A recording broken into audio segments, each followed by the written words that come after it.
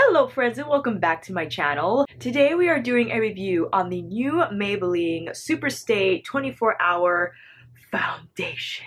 I saw this on Jackie Aina's channel and I thought, let me give it a shot. Unfortunately, the CVS I purchased this from did not have the new Age Rewind concealer shades. As soon as I get my hands on that, I'll be back here right away. We're doing an initial application test, see how it goes, the shade match, the finish, the blending. I am applying this again tomorrow and will conduct a wear test then. Because after this, I have to do the second half of my skincare video, which is the nighttime half, and that includes, of course, taking off the makeup. Tomorrow, I will wear this for as long as I can, come back on here, show you how the skin looks before and at the end of the day. Sound like a plan? Fantastic! If you haven't already, please subscribe to my channel. Check out the other videos I have. We got movement, we have product reviews, we have hair. And without further ado, let's get started and dive into this foundation. I purchased this from CVS and it retails for $12.29. It comes, how much is in here? We got 1 fluid ounces, which is a typical amount for foundations. I have the shade 312 Golden. I was hesitant in getting the honey because the honey looked really warm and pink. And I kept going between the two. I didn't want to buy two foundations and I opted for the golden because I think this might be a good match, but I'm not too sure. Comes with a cap and a pump. I'm thrilled about the pump. It's just easy dispensing, no mess. The Fit Me, it's just you gotta pour it out, and if you pour out too much, you waste the foundation. This just makes for easier application and dispensing, and it just, to me looks a little more high-end. It has the glass bottle, and although the cap and the pump are plastic, I think it's just the nicer, sleeker look to the overall foundation design. Let me take off this sweater. Oh my god, what am I doing? Brows are already on, prepped around with concealer, and now let's zoom in to see this foundation. I'm going to apply one half with my beauty sponge, the other half with my Wayne Goss #1, which I've been using a ton. I'm fully immersing myself in the Wayne Goss brush experience and want to get a handle of how I feel about these brushes. I've been loving it so far, you guys. I mean, I'll link my video up above and down below. The first impression was outstanding, and I've continually been loving how this brush has been performing with my other foundations. I'm going to take one pump, pretty thick, and a lot for one pump. I'm going to take that to, oh, wait a minute. I forgot to prime. What am I doing? Hold on. I'm overreacting. My skin technically is primed for my skincare routine, is very much hydrated and ready to take makeup. So let me not get crazy. Okay, looking good so far. I didn't put all of it on because it's a lot. I want to kind of see what the coverage is like first before I go ham. Let's now see how this blends out with a sponge. Judging from the texture, make sure you go in fast and it doesn't dry down completely. Not bad, not bad. I was afraid it was going to show too pink. This is a side-by-side comparison. No foundation. Foundation. I'm glad I got the golden. I think the honey would have been a little too pink because side-by-side, the honey definitely looked pinkier in tone. And when I swatched this on my hand, the golden also look pinky, but when I blend it out, it's not too bad. I think this is the right shade for me. As a reference, I'm NC42 in MAC, Aruba in the new NARS Radiant Longwear Foundation, Honey / Warm Honey in Hourglass Spanish Stick, and Ochre in the Forever Skin from Dior. I think I have to apply a little more because I still see my blemishes peeking through. And I believe this is supposed to be full coverage long wearing. Maybe it's medium to full. I'm going to dab in a touch more, primarily to the spots that are still peeking through.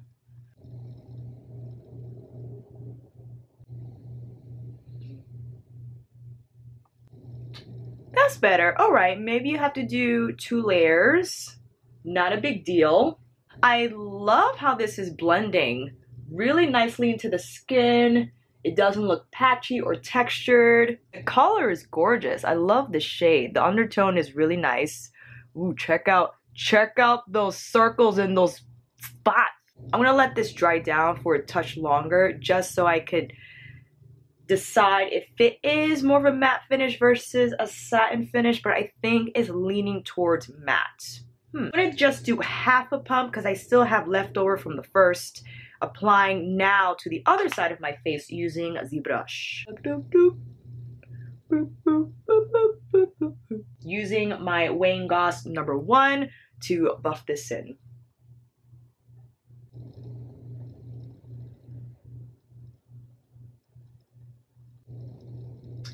Definitely we get more coverage on the first application with the brush. Understood, because sponges, especially if damp, are going to shear out the foundation and leave more of a medium coverage. If with this foundation you want full coverage on the first application, definitely use a brush to blend. Maybe a little bit of peek throughness happening here on my chin.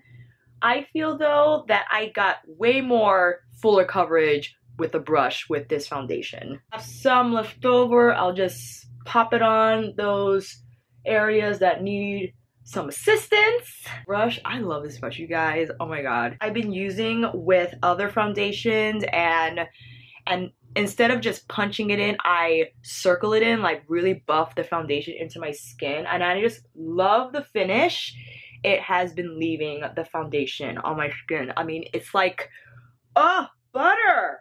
Here's a close-up of the brush side, and I have to say I prefer applying this with a brush than with a beauty sponge. I don't know, I feel that this side looks more uneven. I'm gonna get it, I might have a different blemish situation on this side.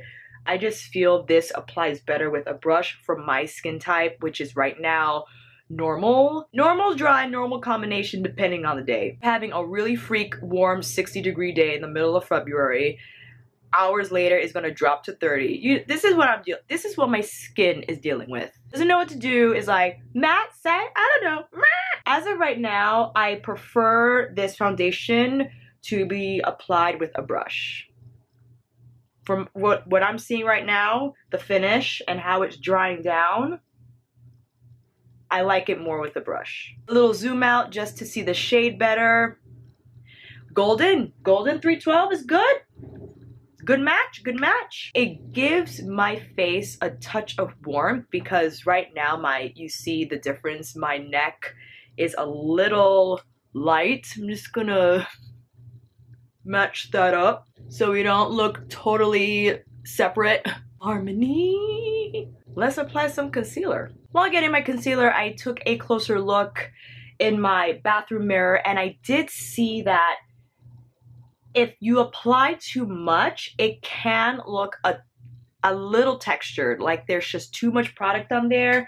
And what I like to do is after I buff it in with a brush, I just use the beauty sponge to lift off any excess makeup that doesn't need to be on there. I think this beauty sponge is still good to have on hand. It may be not on the initial application, but just for refinement, because I think it really helpful when, if whatever the brush didn't pick up, is good to...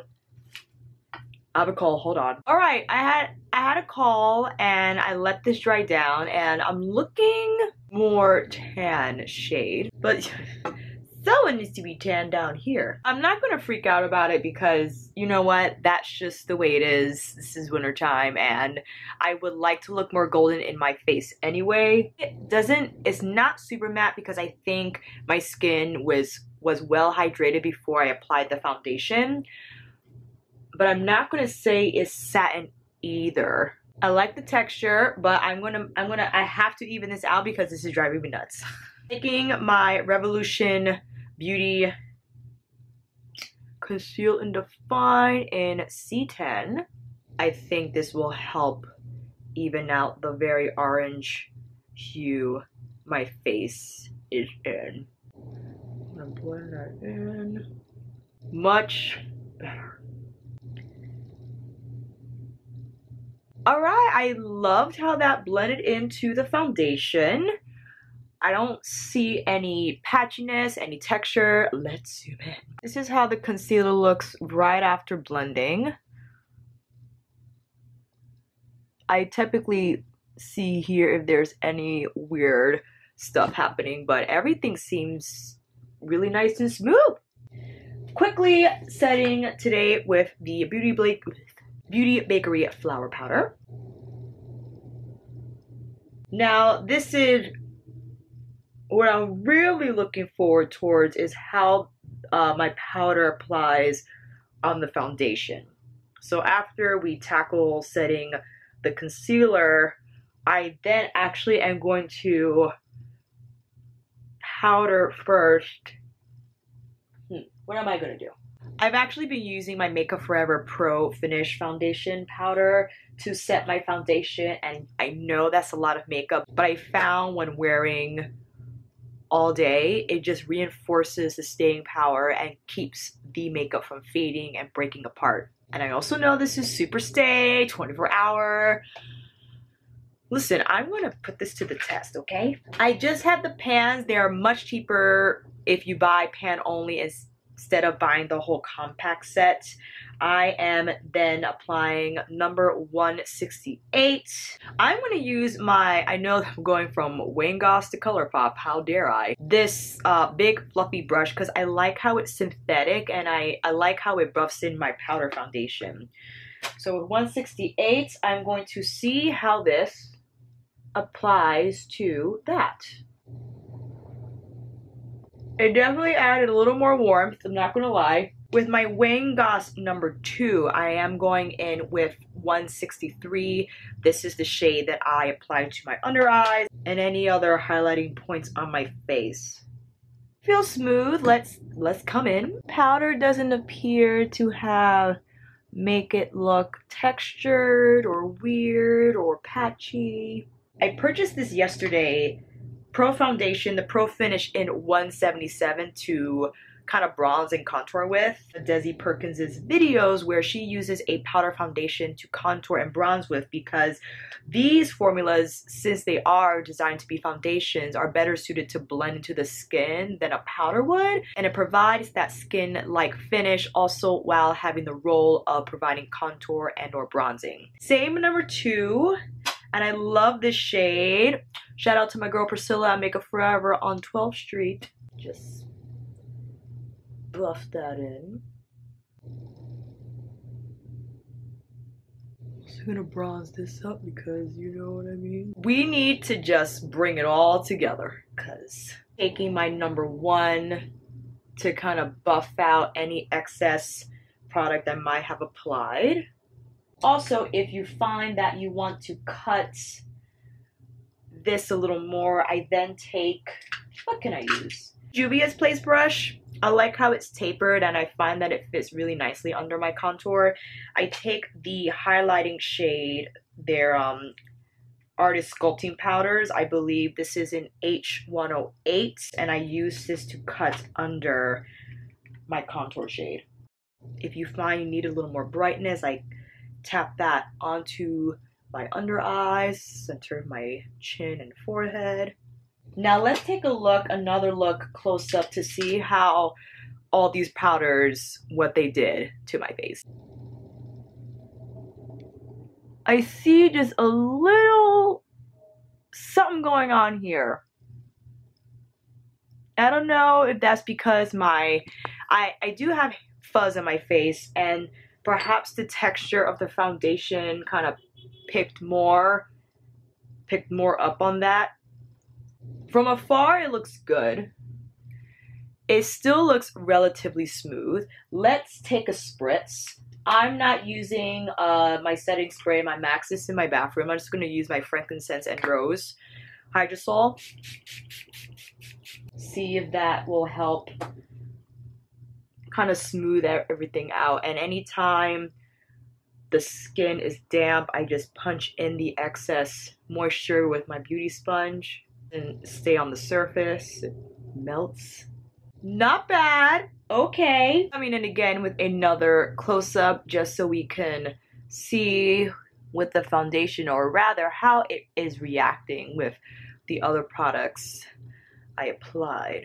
Alright, this is how the complexion is looking using the Maybelline Superstay 24 Hour.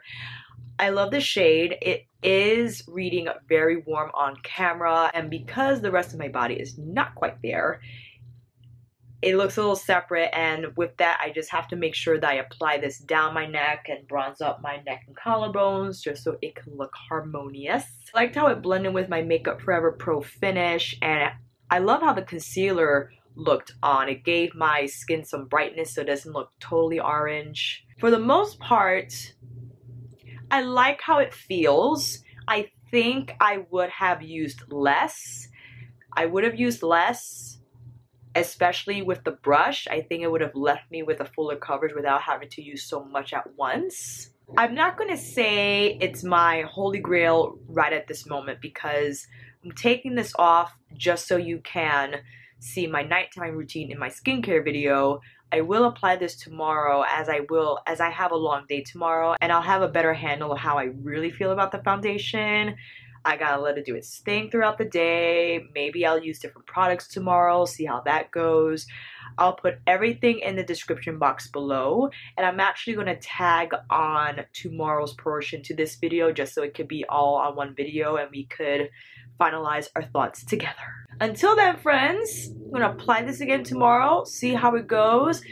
Come on here to show you the before, come on here again to show you the after, and we'll see how the Superstay goes. Hey friends, today I'm checking in with the Maybelline 24 Hour Superstay Foundation.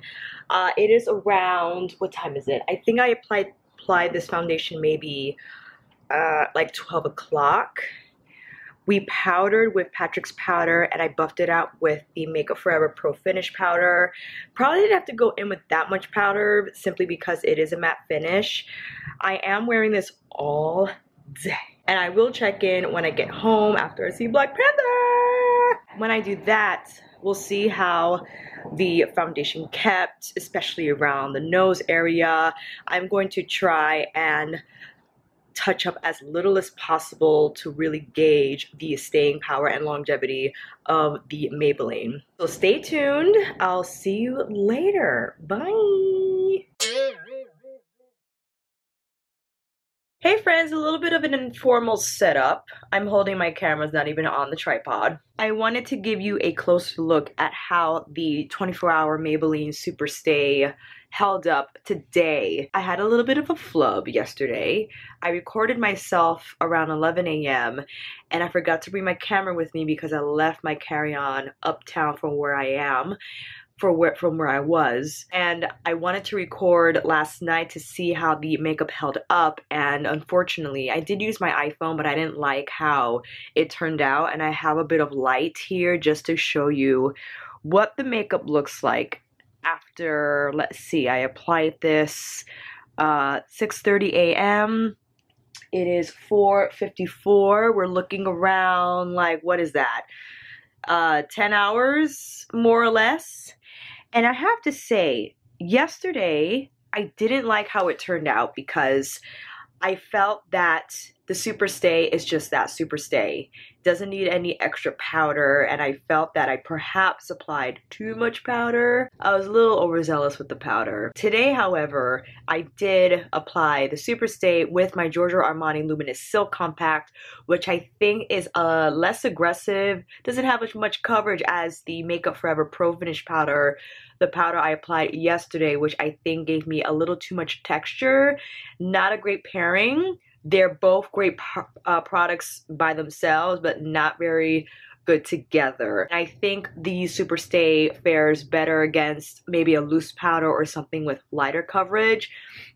But I like how my skin looks after 8 hours. I feel that, yes, my blemishes are peeking through, but this part of my face, I feel the blush, bronzer, and highlight held up pretty well.